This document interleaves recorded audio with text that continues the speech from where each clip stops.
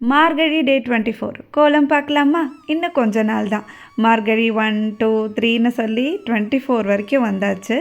இன்னும் கொஞ்ச நாள். அதுக்கப்புறமா ஆஸ் யூஷுவல் எல்லாம் நார்மலாக ஒரு ரொட்டீனுக்கு வந்துடும். ஆனால் ஃபஸ்ட்டு ஒரு 5 நாள் வந்து கொஞ்சம் கஷ்டமாக இருந்தது ஏந்துக்க. அதுக்கப்புறம் இப்போல்லாம் அலாரம் வைக்காமலே நானே ஒரு 4 மணிக்கெலாம் ஏந்திரிச்சிட்றேன். அதுவும் இந்த மார்கழி மாதத்தில் இந்த கோலம் போடுறது வந்து எனக்கு அவ்வளோ பிடிச்சிருக்கு. நிறைய ஷார்ட்ஸில் நான் பார்க்குறேன். ஒரு சில பேர் சொல்கிறாங்க, கோலம் வந்து இப்போ யாரும் பெருசாக போடுறதில்ல, ஆனால் கோலம் போட்டால் வந்து அவ்வளோ நல்லது, வந்து நமக்கு அந்த ஸ்ட்ரெஸ் ரிலீஃப் ஆகும். ஸோ அதில் கான்சென்ட்ரேட் பண்ணும்போது நிறைய வந்து நல்ல விஷயங்கள் நடக்கும் அப்படின்லாம் வந்து நிறைய அதை பற்றி பேசுகிறாங்க. ஆனால் அப்படிலாம் இல்லைங்க. இப்போ வந்து பார்த்திங்கன்னா எல்லாருமே கோலம் போடுறாங்க. அப்பார்ட்மெண்ட்ஸில் இருக்கிறவங்களும் சரி, இண்டிவிஜுவல் ஹவுஸில் இருக்கிறவங்களும் சரி. ஸோ அந்த வாசலுக்கு ஏற்ற மாதிரி அவங்க பிளான் பண்ணி அழகாக போடுறாங்க. இவ்வளோ ஷார்ட்ஸை எவ்வளோ வீடியோஸ் நம்ம பார்த்துட்ருக்கோம்.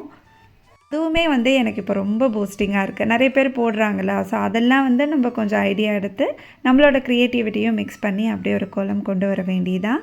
ஸோ டெய்லி இந்த மாதிரி வாசலில் விளக்கேற்றும் போது ஒரு பாசிட்டிவ் வைப் இருக்குது. எனக்கு அது ரொம்பவே பிடிச்சிருக்கு. ஸோ இன்றைக்கி வந்து சன்ஃப்ளவர் கோலம் தான் போட்டேன். எப்படி இருக்குது அப்படின்னு சொல்லுங்கள். குக் வித் லவ் சீரீஸ் என்னாச்சுக்கா அப்படின்னு நிறைய பேர் கேட்டிங்க. ஆக்சுவலாக அதுவும் போயிட்டே தான் இருக்குது. ஸோ அதுக்கும் வந்து நான் லாங் வீடியோவும் போடுறேன். ஷார்ட்ஸில் வந்து கொஞ்ச நாள் போடாமல் இருந்தேன். கோலம் மட்டும் போட்டுட்ருந்தேன். இப்போ வந்து ஸ்கூல் ரொட்டீன் ஆரம்பிச்சிருச்சு இல்லையா? கோலம் ப்ளஸ் இந்த ஸ்கூல் ரொட்டீன் அப்படியே நான் கவர் பண்ணுறேன். இன்றைக்கி வந்து லஞ்ச் பாக்ஸ் ரெசிபி பார்த்திங்கன்னா ஃப்ரைட் ரைஸ் தான்.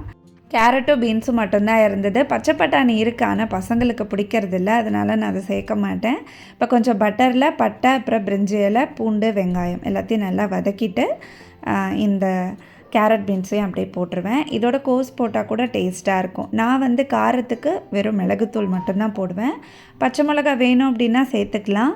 அதுவும் வந்து ஸ்பைஸ் கொஞ்சம் கம்மியாக மிளகு பொடி மட்டும் சேர்த்தா தான் பசங்க சாப்பிட்றாங்க. ஸோ இந்த சாதம் தான் ரொம்ப பிடிச்சிருக்கு. டெய்லி ஒரு காய் சாதம் வச்சிடுமா அப்படிங்கிறாங்க. 2 பேருக்குமே இந்த ஃப்ரைட் ரைஸ்க்கு வந்து அப்பளம் பொரித்து வச்சா ரொம்ப பிடிக்கும். ஒரு சில பேர் சாஸ் தொட்டு சாப்பிடுவீங்க. ஆனால் இப்போ நம்ம பொரிச்சதை வைக்கிறோம் இல்லையா? காலிஃப்ளவர் வைக்கிறோம், வேறு எதாவது மீல் மேக்கர் பொரித்து வைக்கிறோம். அது மாதிரி அப்பளத்தையும் பொரித்து வச்சோன்னா டேஸ்ட்டாக இருக்கும். ஸ்நாக்ஸுக்கு வந்து இன்றைக்கி சுண்டல் தான் வச்சுருக்கேன். வாரத்தில் 2-3 நாள் வந்து சுண்டல் கொடுத்துருவேன்.